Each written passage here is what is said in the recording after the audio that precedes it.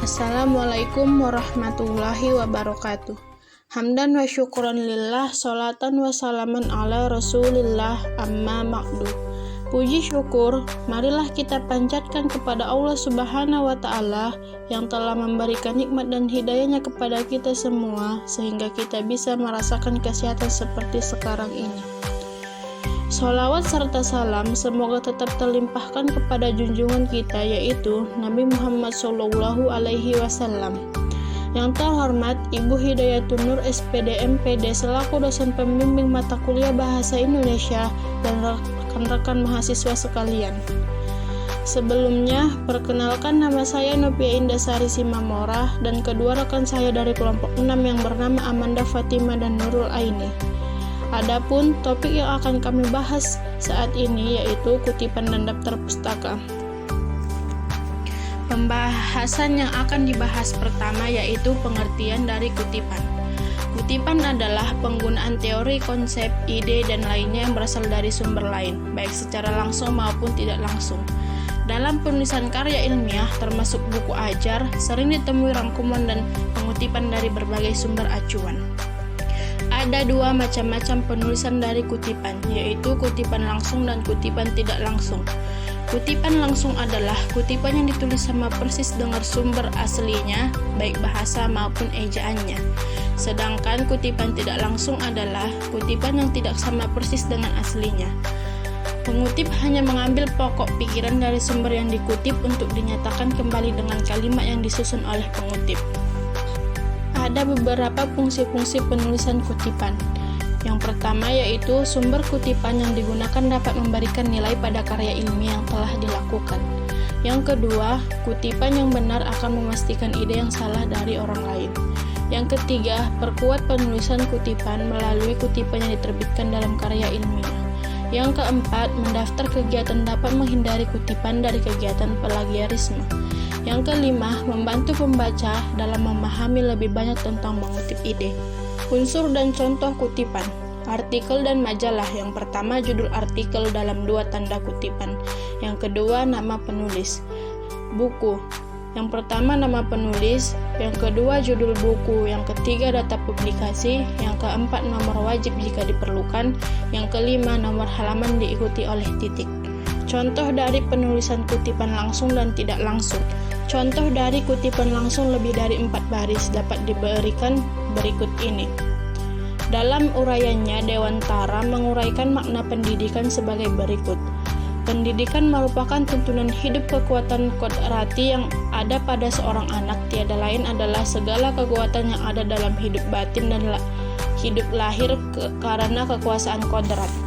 Kita sebagai pendidik hanya dapat menuntun tumbuhnya kekuatan itu agar dapat memperbaiki lakunya. Contoh penulisan tidak langsung.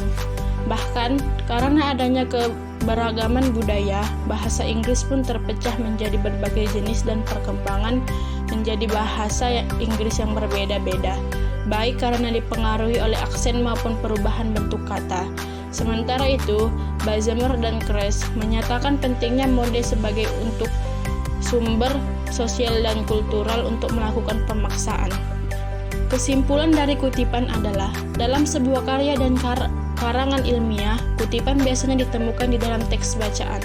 Tetapi, kutipan juga bisa ditemukan pada catatan kaki. Begitupun sebaliknya, catatan kaki terbagi menjadi dua jenis, yaitu footnote dan body note, dan footnote diletakkan pada bagian bawah halaman dengan ukuran teks yang lebih kecil. Sedangkan body note biasanya dapat ditemukan setelah adanya kutipan seperti yang ditulis pada contoh-contoh kutipan di atas. Selanjutnya saya akan menjelaskan tentang daftar pustaka. Yang pertama yaitu pengertian daftar pustaka. Daftar pustaka merupakan daftar yang berisi semua buku atau tulisan ilmiah yang menjadi rujukan dalam melakukan penelitian. Jika membuat tulisan ilmiah tapi bersumber rujukannya salah atau bahkan tidak ada, maka tulisan ilmiah tersebut dikatakan tidak dapat dipercaya. Daftar pustaka disusun menurut urutan abjad nama belakang penulis pertama. Daftar pustaka ditulis dalam spasi tunggal. Antara satu pustaka dan pustaka berikutnya diberi jarak 1,5 spasi. Daftar pustaka memiliki beberapa fungsi, di antaranya 1. Untuk melihat kebenaran bahan yang dikutip. Yang kedua, untuk memberikan informasi bahwa pernyataan dalam karangan itu bukan hasil pemikiran penulis sendiri, tapi hasil pemikiran orang lain yang penulis.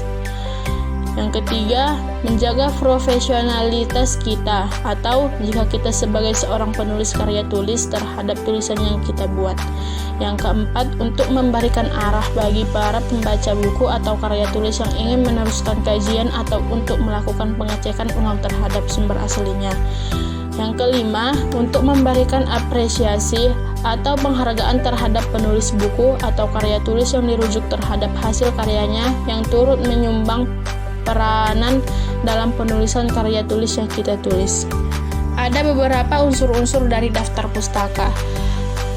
Yang pertama, nama pengarang yang dikutip secara lengkap. Yang kedua, judul buku termasuk judul tambahan. Yang ketiga, data publikasi, penerbit, tempat terbit, tahun terbit, cetakan keberapa, nomor jilid dan tebal atau jumlah halaman buku tersebut.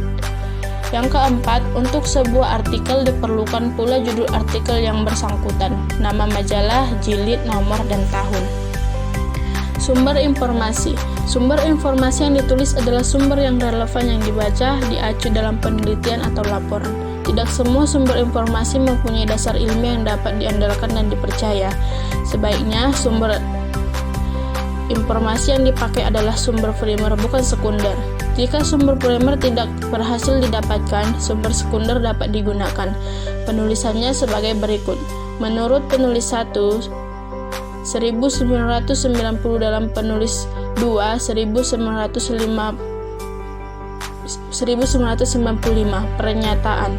Usahakan selalu menggunakan sumber yang terbaru. Penyusunan daftar pustaka.